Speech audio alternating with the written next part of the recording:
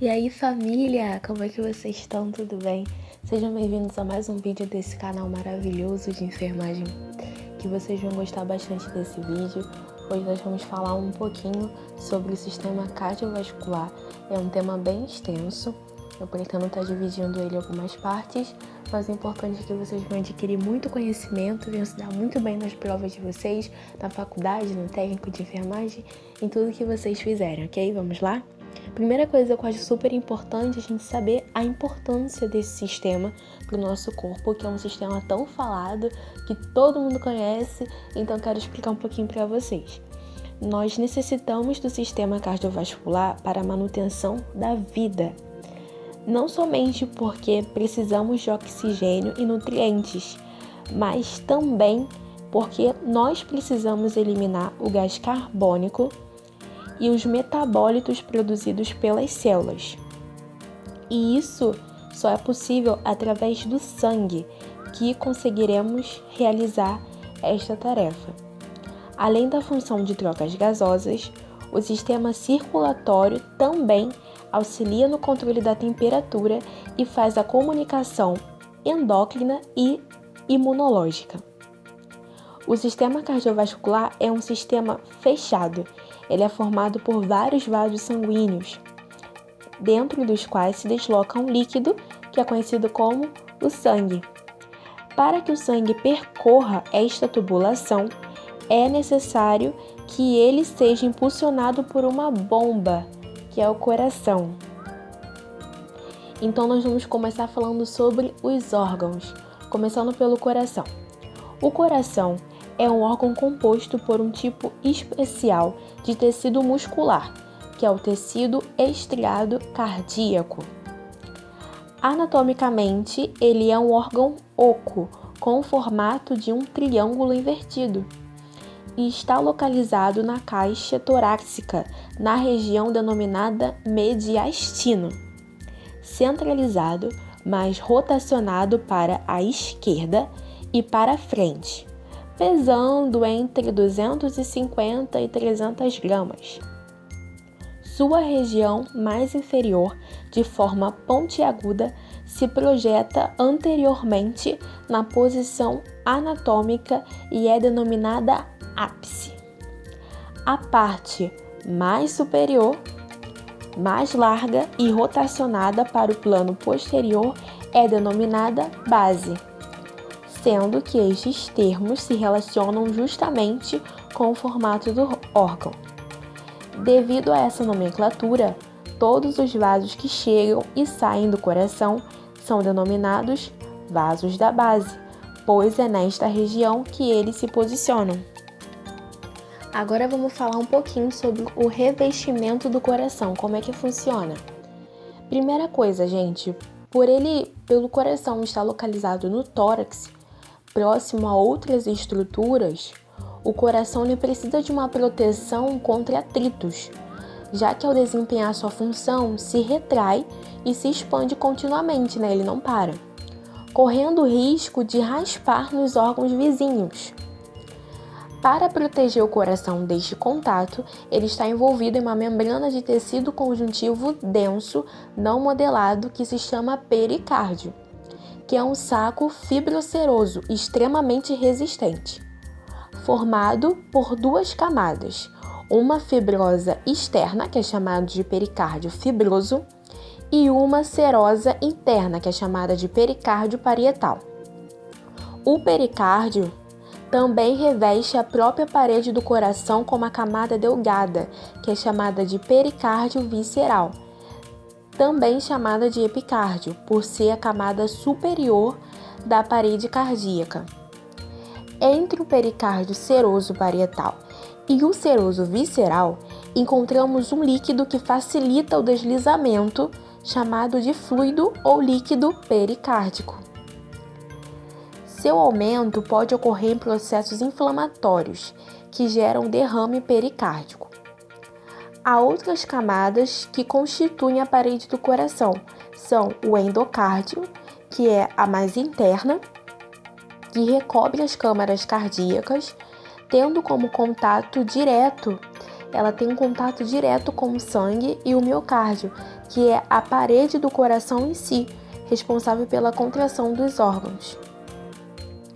Agora nós vamos para a terceira parte desse vídeo, que é falar sobre o funcionamento desse sistema cardiovascular.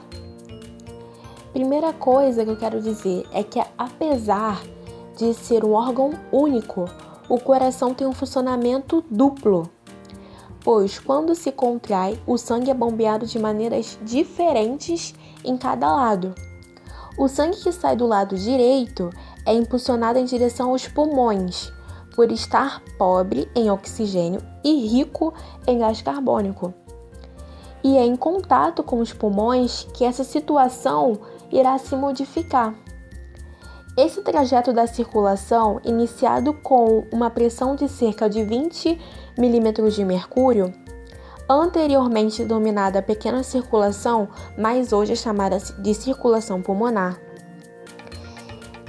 Já o sangue que sai do lado esquerdo é impulsionado de modo muito mais forte em direção ao corpo todo, no qual distribuirá o oxigênio para todas as células, retirando delas o gás carbônico, que será eliminado pelo sistema respiratório. Esse trajeto, que é iniciado com uma pressão maior de aproximadamente 100 milímetros de mercúrio, antigamente era denominado de grande circulação, hoje é denominado de circulação sistêmica. Para que o coração possa ter esses dois trajetos diferentes, é necessário que o sangue pobre em oxigênio e o sangue rico em oxigênio não se misturem.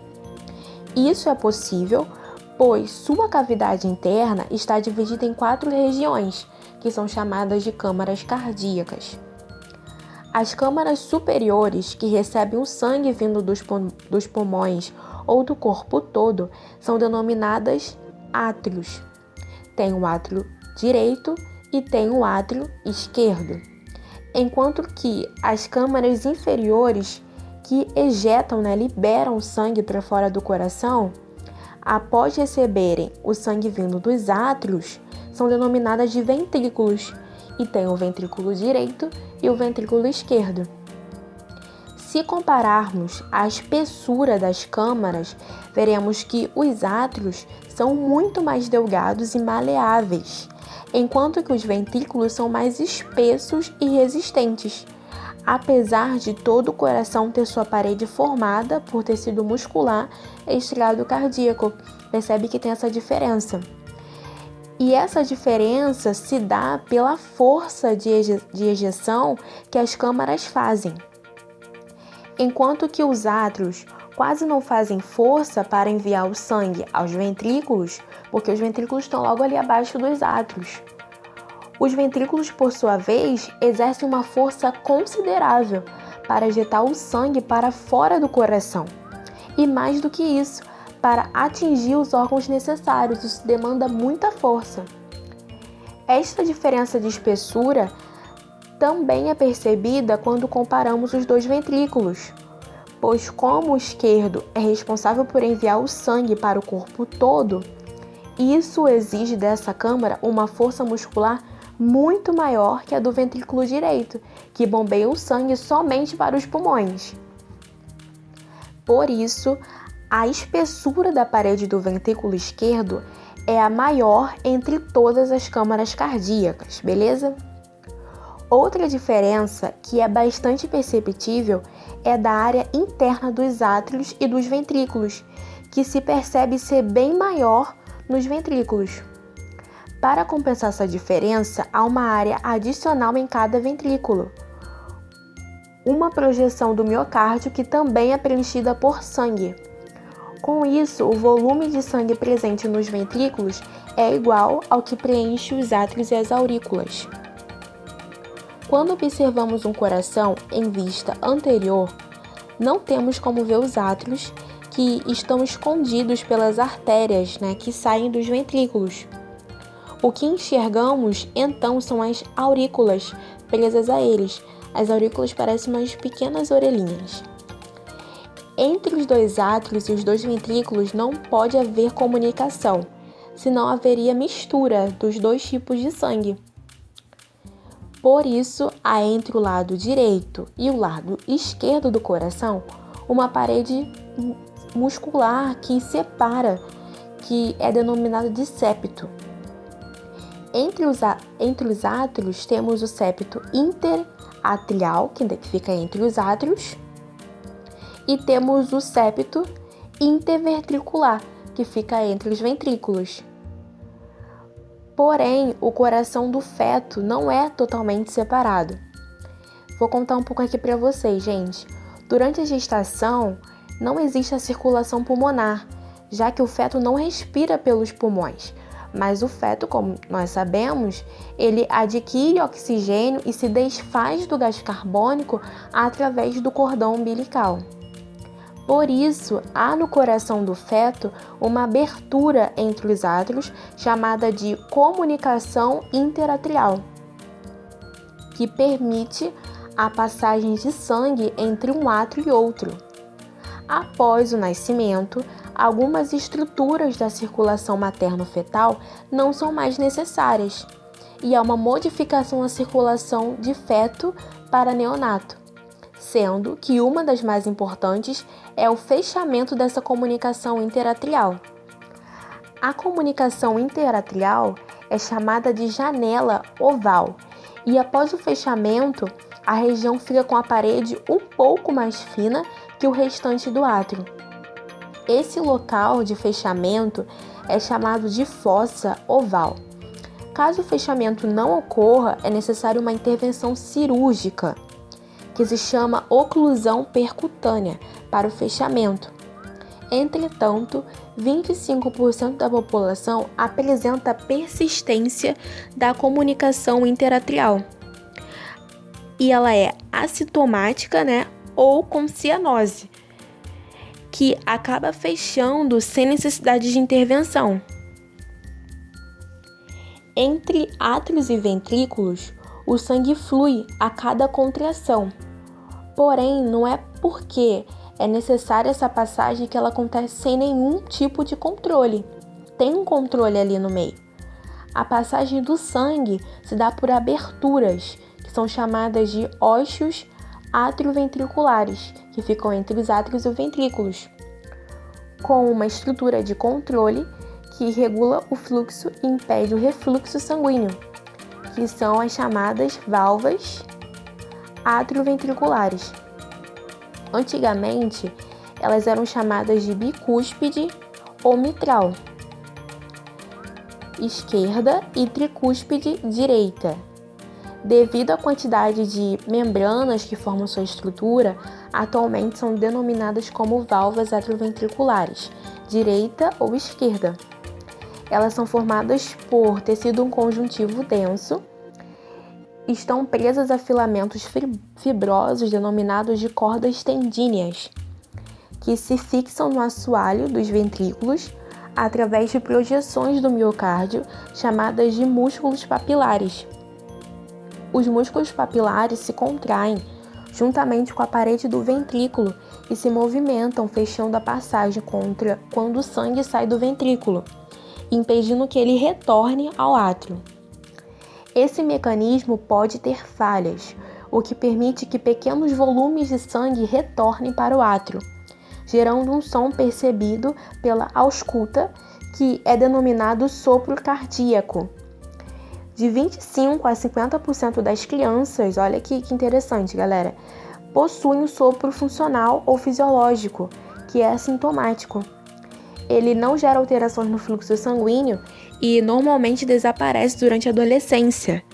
Porém, quando há sopro patológico que não regride sozinho, pode ser necessária intervenção cirúrgica para correção.